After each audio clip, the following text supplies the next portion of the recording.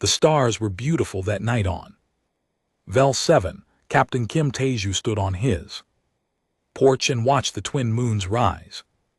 Over the wheat fields, the air smelled sweet like rain was coming. He took a deep breath and smiled. After 30 years of war and blood, he had finally found peace. New Dawn was a small colony. 12,000 humans lived here, far away from Earth, far away from the busy center of the galaxy. They grew crops, they raised families, they lived simple lives. TGO had come here 5 years ago after his wife died. He wanted quiet, he wanted to forget the things he had done as a soldier. The colony had 847 children.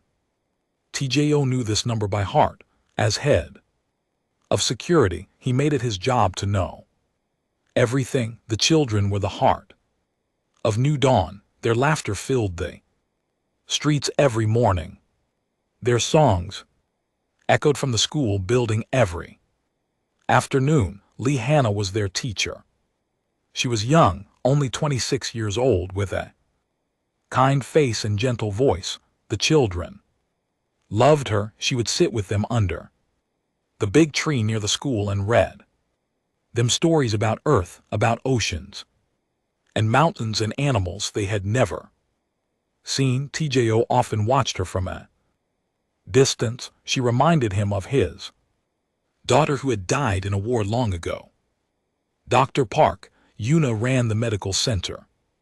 She was a serious woman, but her eyes became soft whenever she talked about her twin daughters, Mina and Gina.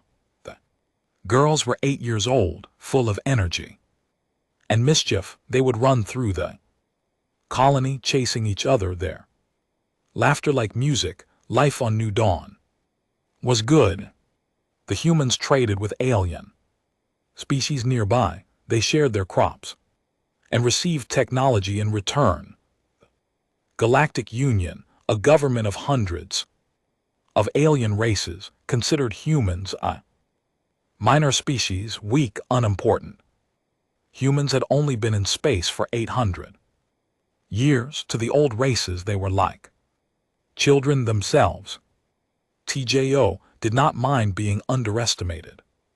He had learned long ago that it was better to be ignored than feared. Fear made enemies. Being invisible kept you safe, but safety was an illusion. TJO knew this. He had seen too much death to believe in fairy tales. The VTH had been watching New Dawn for months. They were a reptilian species from the outer rim of the galaxy. Their scales were dark green, their eyes yellow and cold. The Galactic Union called them traitors. But everyone knew the truth. The Vet were slavers. They captured beings from weak species and sold them, and they had a special interest in children. In VTH culture, young beings from other species were valuable. Some were sold as slaves. Others were considered delicacies. The thought made Tae-ju sick, but the Galactic Union did nothing to stop them. The VTH were powerful. They had a strong fleet. And humans were just farmers and merchants, nobody important. The attack came at midnight. Tahoe was sleeping. When the first explosion shook his house, he grabbed his old rifle and ran. Outside, the sky was on fire. VTH ships, dozens of them, descended through the clouds like metal demons. Their weapons tore through buildings. People screamed. He ran toward the school.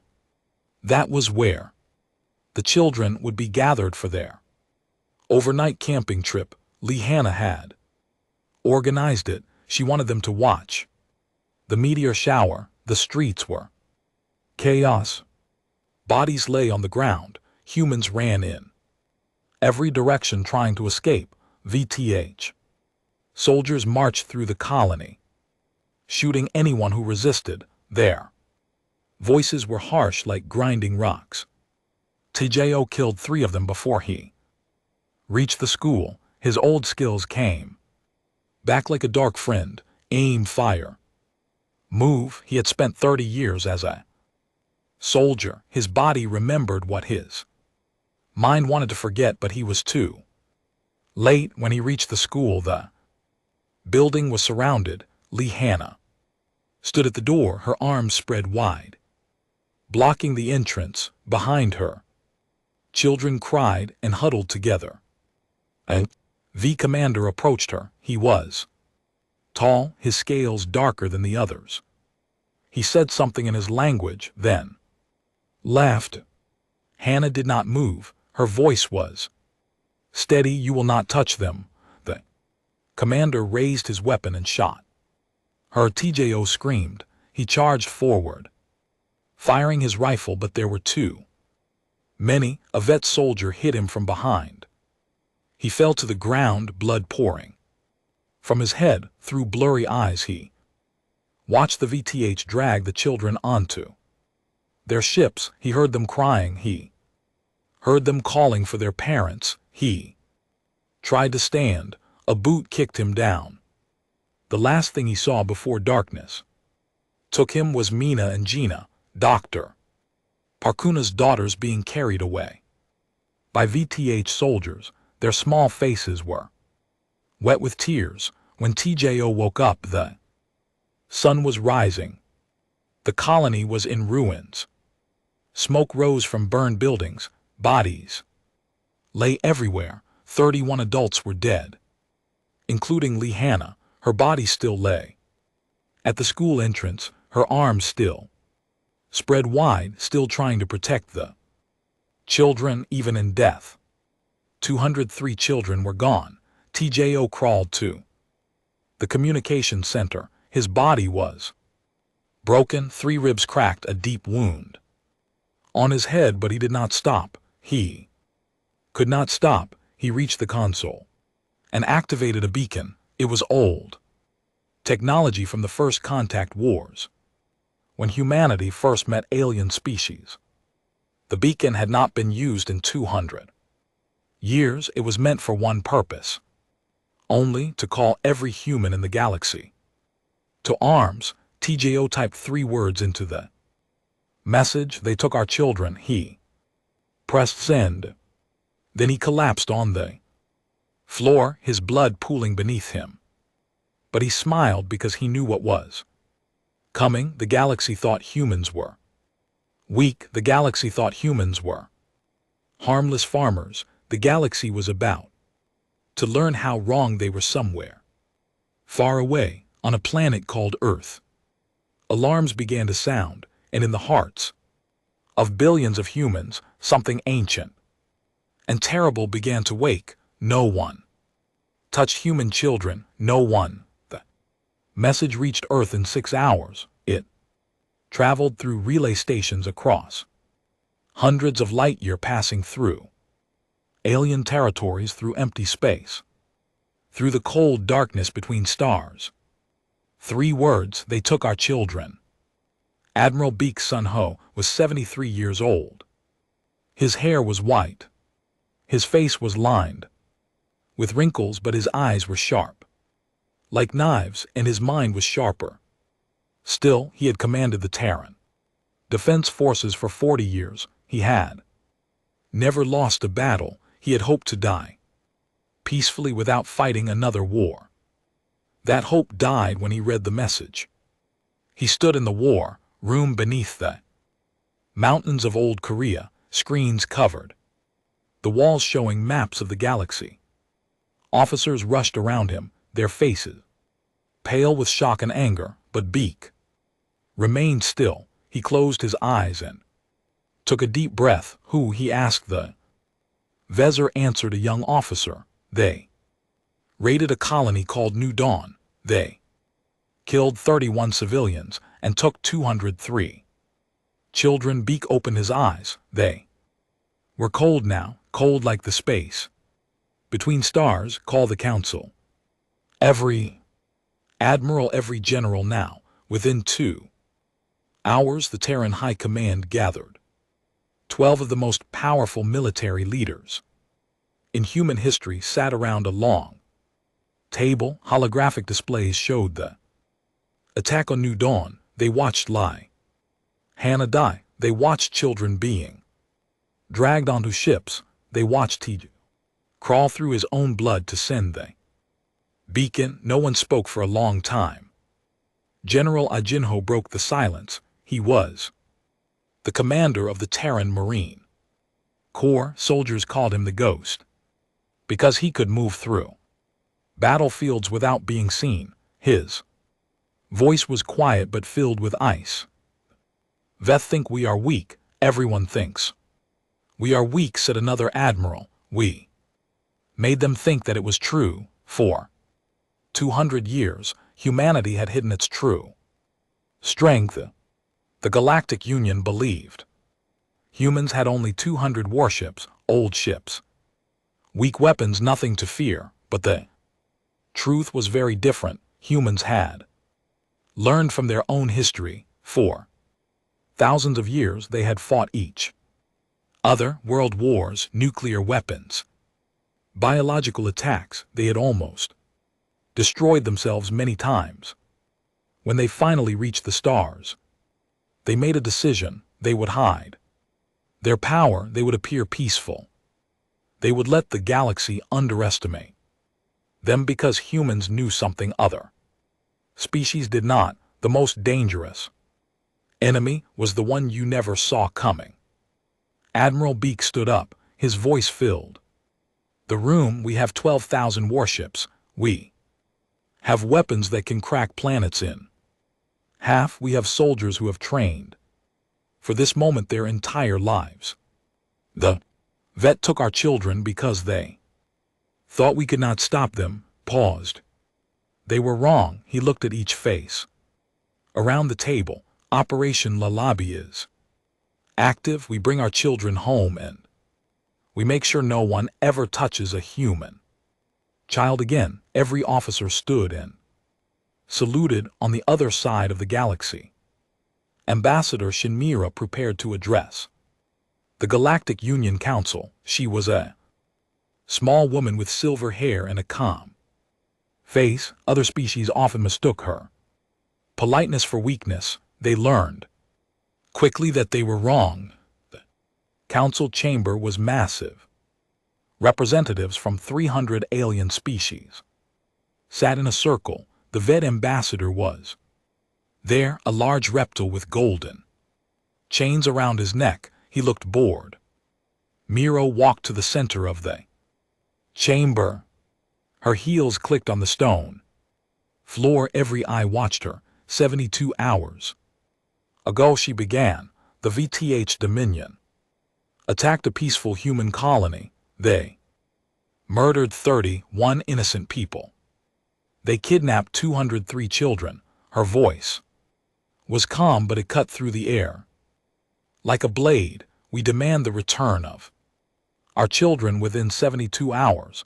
The VTH ambassador laughed. It was an ugly sound, like rocks scraping together. Or what human? You will send your tiny fleet against us? We have thousands of ships. You have nothing. Other ambassadors smiled. Some even chuckled.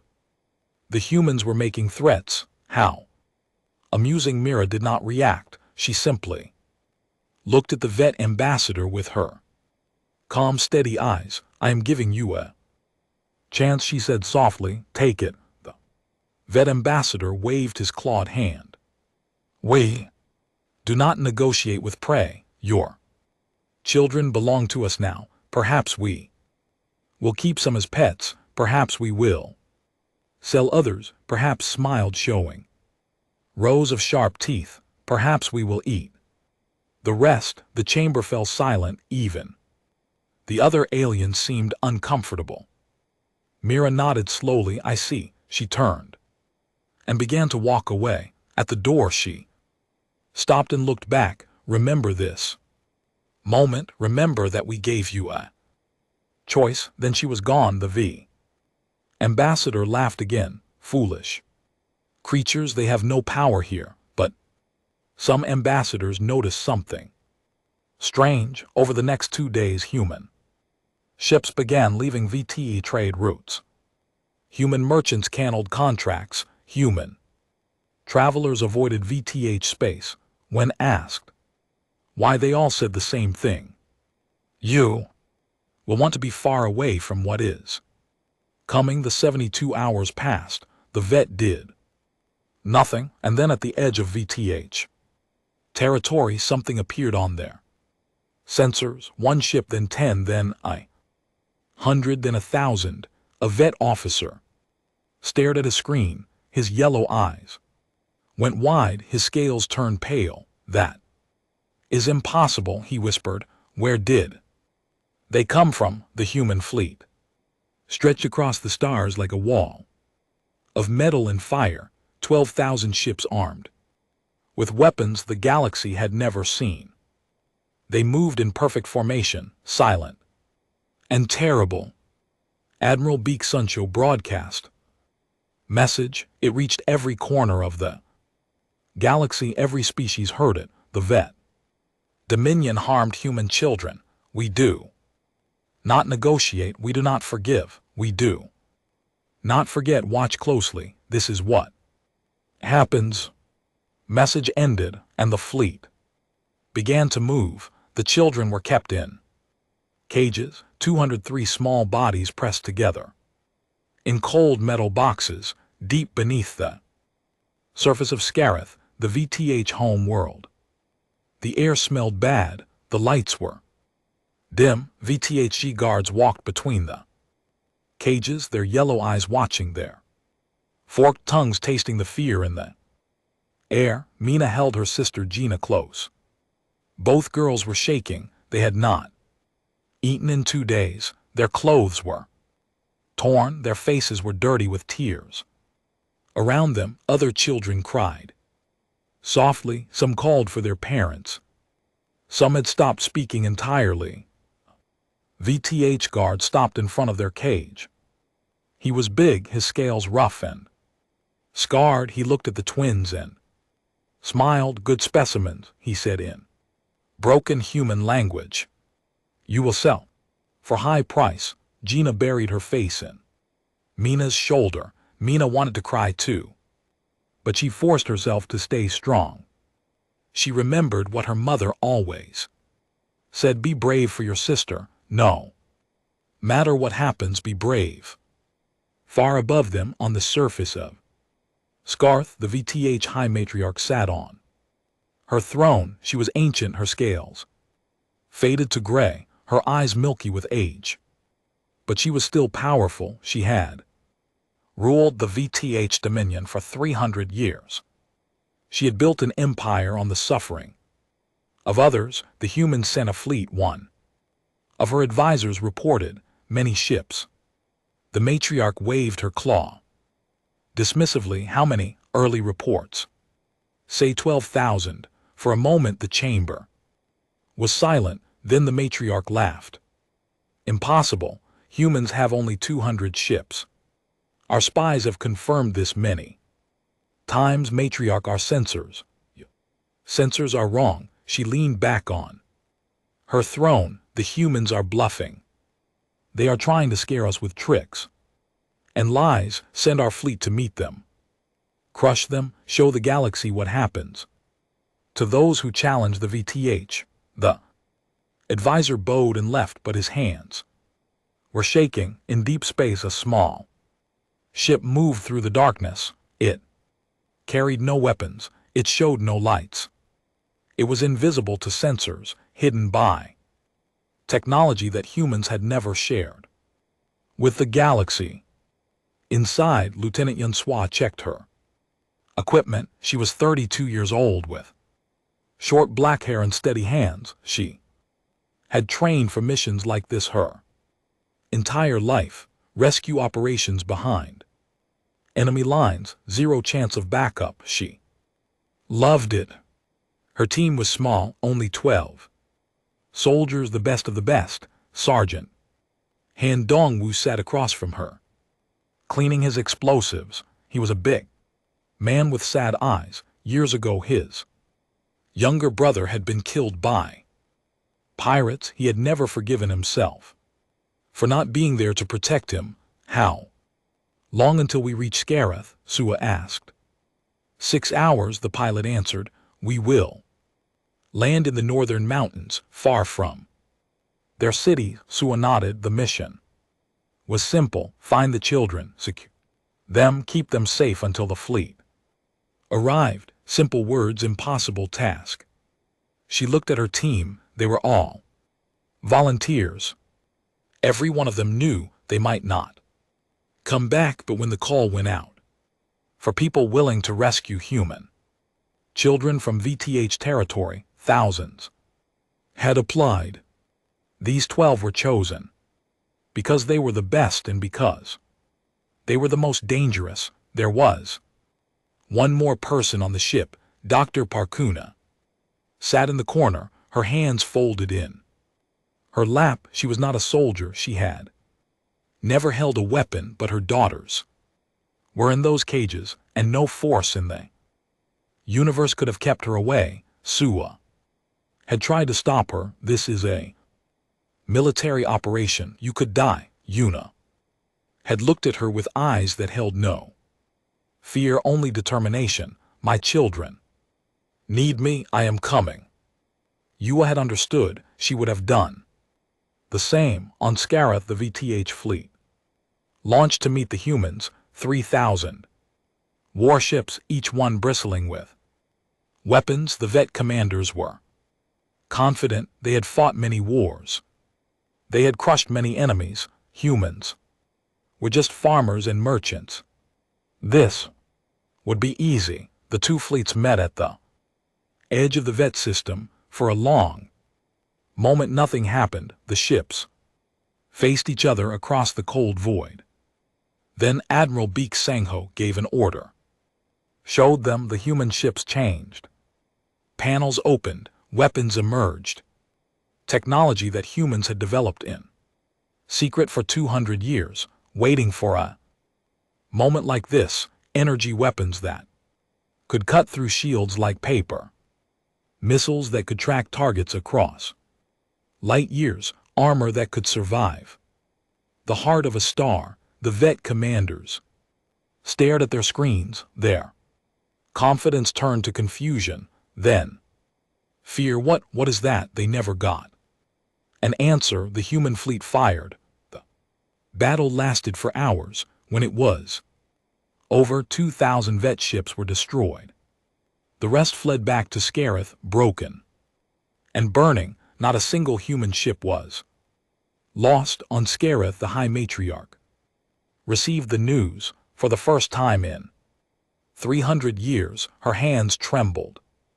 Impossible, she whispered. This is impossible. But the burning wreckage of her fleet said otherwise. In the northern mountains of Scareth, a small ship landed silently. 12 soldiers and one doctor stepped out into the cold night air. In the distance they could see the lights of the capital city. Sudasha checked her weapon. The children are being held in an underground facility beneath the main palace. We go in, we get them out, we keep them safe until the admiral arrives. She looked at her team. Noveth walks away, not one. Dongu smiled grimly. Understood. They moved into the darkness like ghosts. Above them, the human fleet began its descent toward Scareth, and in the cages deep underground, Mina held her sister close and whispered, someone is coming. For us, I know it, someone is coming. The VTH home world burned. Admiral Beak Sangho stood on the bridge of his flagship watching the destruction. Below, human ships filled the sky like angry gods. They struck military bases. They destroyed weapons factories. They turned orbital stations into clouds of fire and metal. The VTH fought back, but it was like trying to stop a flood with bare hands. This was not a war. This was a message. Beak had given orders to avoid civilian targets, the schools, the hospitals, the homes of ordinary Veth. These were left untouched. Humans were not monsters. They did not kill. In a sense. But every soldier, every guard, every Veth who had participated in the slave trade, they received no mercy. Sir, an officer reported the rescue team has reached the palace. And GT tell them to proceed. We will keep the Vet busy up here, far below in the tunnels beneath the VTH palace. Lieutenant Yunusa moved through the darkness. Her team followed close.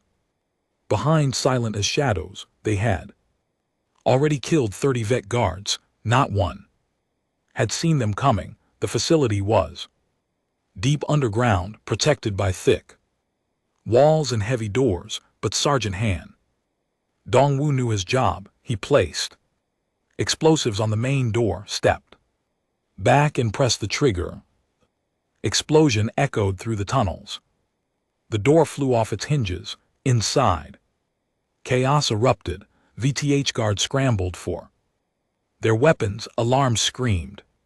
Red lights flashed, but the human soldiers were already moving. They flowed into the room like water, their weapons firing with perfect accuracy.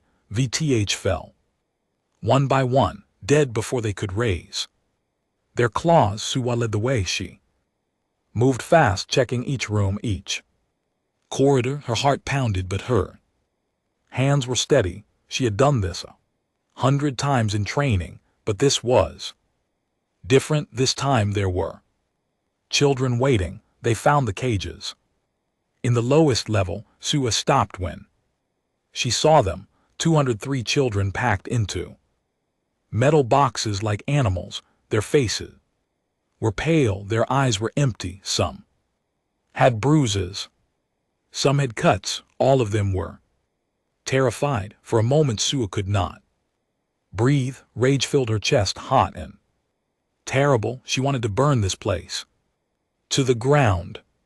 She wanted to make every Veth pay for what they had done. But then a small voice spoke. Are you here to save us? Suwa looked down. A little girl stood at the front of the cage, her small hands wrapped around the bars. She was maybe 6 years old, with messy hair and big hopeful eyes. Suwa knelt down and smiled. Yes, sweetheart, we are here to take you home. The girl began to cry.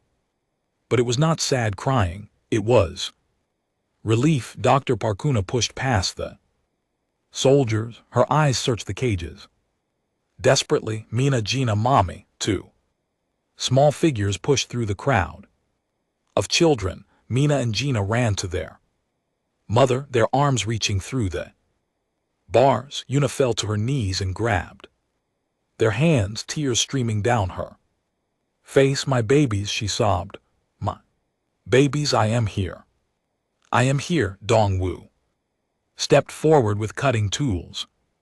Stand back, he said gently. We will have you out in a moment. One by one, the cages were opened. Children poured out, crying and laughing. Soldiers picked up the youngest ones, carrying them carefully. Yuna held her daughters tight, refusing to let go. We need to move, Suwa said. The extraction point is 2 km north. The Admiral is sending shuttles. They moved through the tunnels, soldiers surrounding the children like a protective wall. VTH reinforcements tried to stop them twice. They died quickly. When they reached the surface, the sky was filled with fire. Human ships dominated the heavens. In the distance, the VTH capital was in chaos. Citizens ran through the streets. Military buildings collapsed. The mighty VTH Dominion was falling apart. Shuttles landed nearby. Soldiers began loading the children aboard. Medics checked each one, treating wounds, offering food and water. Many children could not stop crying. Others clung to the soldiers who had saved them. Captain Kim Taeju was on one of the shuttles. He had refused to Stay behind even with his injuries. His head was wrapped in bandages. His ribs were taped, but he stood at the shuttle door watching each child board. Little girl stopped in front of him. She was the same one who had spoken to Sua. In the facility, she looked up at TJO. With her big eyes, "Are the monsters gone?" she asked. Tahoe knelt down. Slowly wincing at the pain, he put his hand gently on her head. "Almost, little one, almost." She hugged him, her small arms wrapped around his neck, and she held on tight. TJO closed his eyes. Tears ran down his weathered face. This was why they fought. This was why they hid their strength for 200 years. Not for power, not for glory, for this moment, for this child above them. The human fleet completed its work. Every VTH military ship was destroyed. Every weapons factory was rubble. The High Matriarch was captured, found hiding in a bunker. Beneath her palace, she would face trial for her crimes.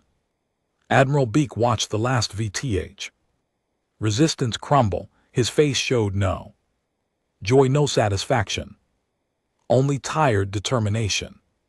"Sir," an officer said, "all children have been recovered. 203 all alive." Beak closed his eyes. "Good. What are your orders for the Veth civilians?" Beak was silent for a long moment. Then he spoke.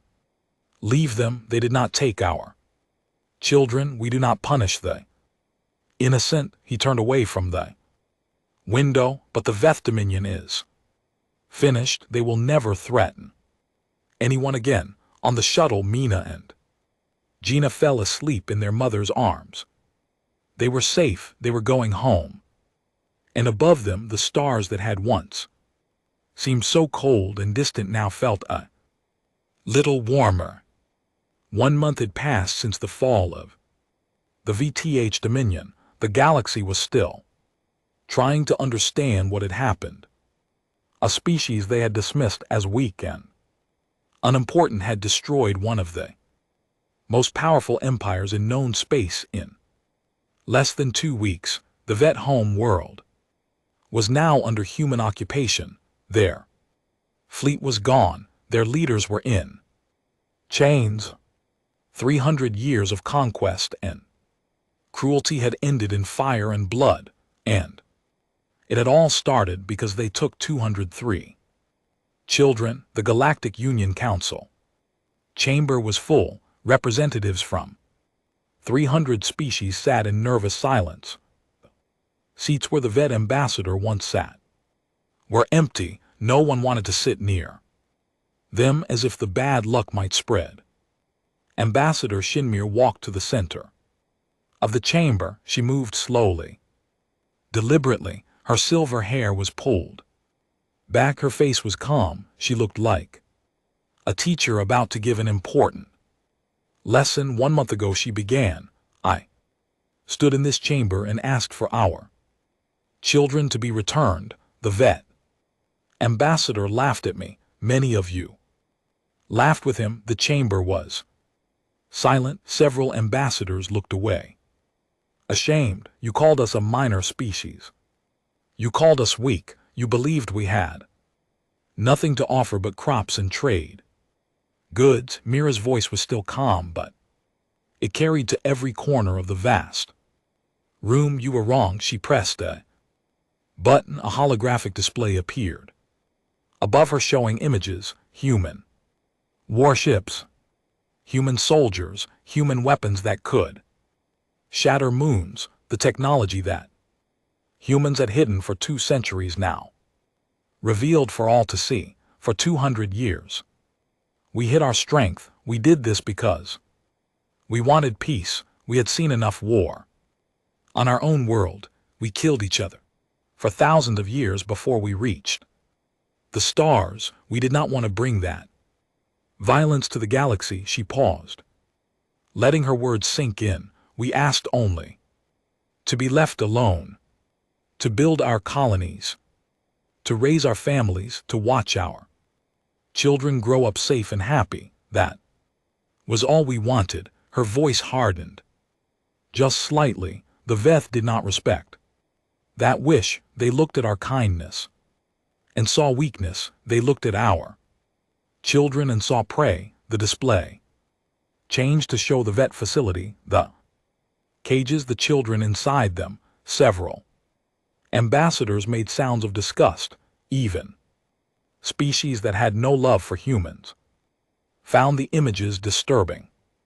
203 children, Mira said. Some of them were only 4 years old. The VTH planned to sell them as slaves or eat them. They thought no one would stop them. They thought no one would care. She looked around the chamber, meeting the eyes of each ambassador in turn. Let me make something very clear. Humanity will trade with you.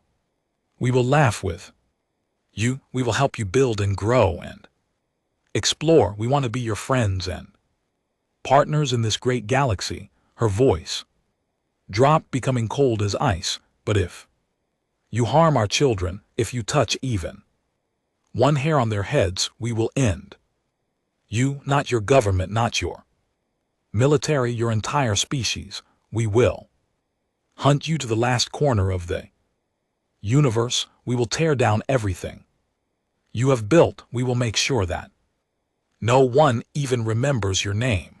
The chamber was completely silent.